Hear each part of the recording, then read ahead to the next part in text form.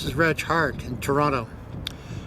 I run a film program and I give talks out of my house. I started it by accident in 1992. I was using a venue up the street and management gave me a hassle, and it was a small audience, and I invited them down here for what I thought would be one night. People walked in and said, "We like this." I said, "You like it?" They said, "Yeah." I said, "Then good, this is where it'll be." The hardest part of anything isn't doing it, it's dealing with the people you got to deal with to do it. And Cecil Taylor, who's an American musician, great artist, said the key to success in the arts is to find some place small in your own city where you can present your work on a regular basis without being interfered with. He said, if you do that, the entire world comes to your door.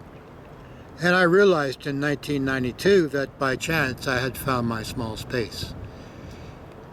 And I do stuff here, and sometimes people come along and they do stuff here, and sometimes people come along and they live here.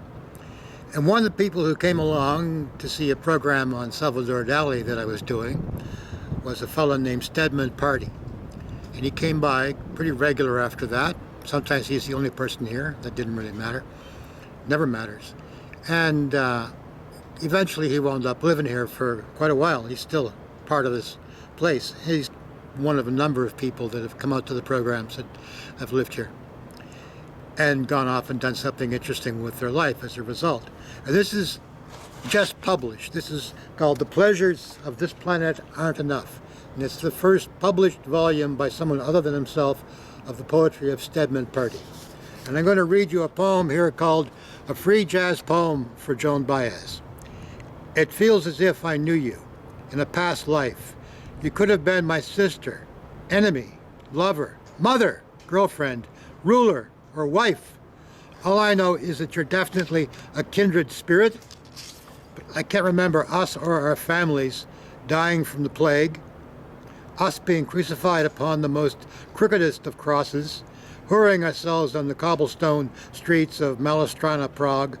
I don't remember the love and stimulating pain that we experienced outside the Dali Museum in Figueira, Spain, witnessing the tomato and bullfights through the eyes of a drugged and drunken baby's brain.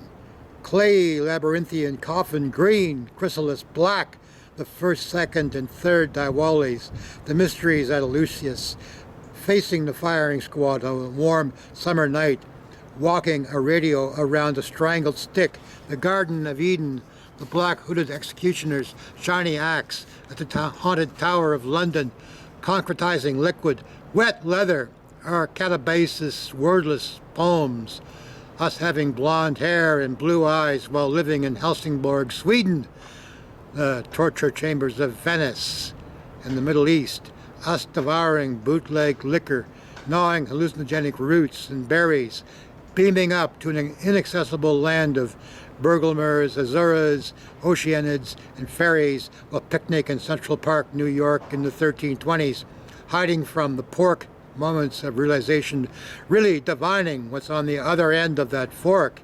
Me telling you, if anything were to happen to me, or if I was to go, don't forget me, JOAN BAEZ, because even if I was trapped in the advanced stages of Alzheimer's, there's no way I could ever forget about you and our time as dinosaurs, leopards, insects, snakes, birds, monkeys, pandas, foxes, sloths, elephants, butterflies, penguins, Neanderthals, bacteria, trees, and fish, and the extended time we spent as coyote-wolf hybrids in the dying kid's wish.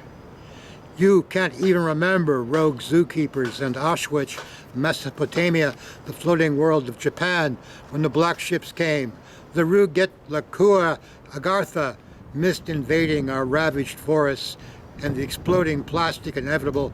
You can't even remember red clouds, orange skies, silver waters, black sand, gold moons, us being lynched by the Klan, crossing the Bering Strait, walking the plank, the basement of Studio 54, African tribal drums whipping us, and now our extinct tribe into shamanic ecstasy at celebrations of pre-logical existence. Thelonious Monk, Schubert, Darlene Shrug, the Violetones, Duke Ellington, Robert Johnson, the Stooges, the Doors, Buddy Bolden, and Sonic Youth.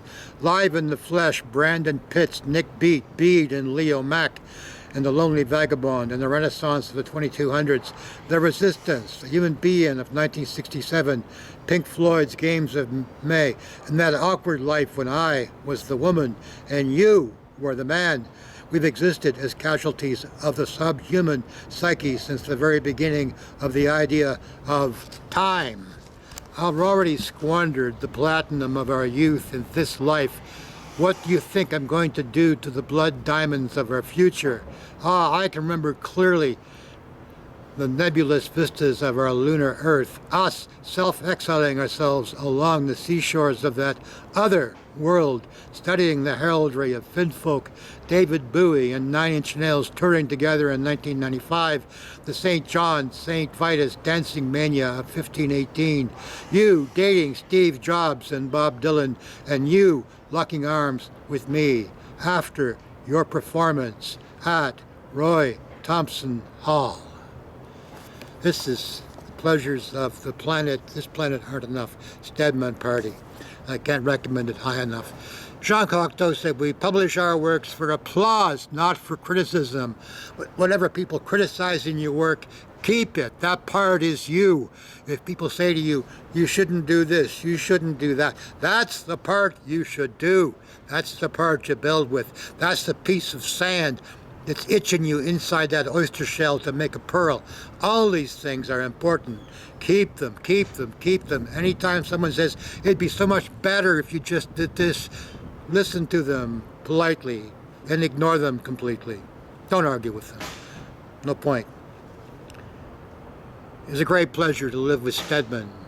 He told me that the small space he had, a closet on the 3rd floor really, it's the only space I could put him in, was the happiest moment of his life.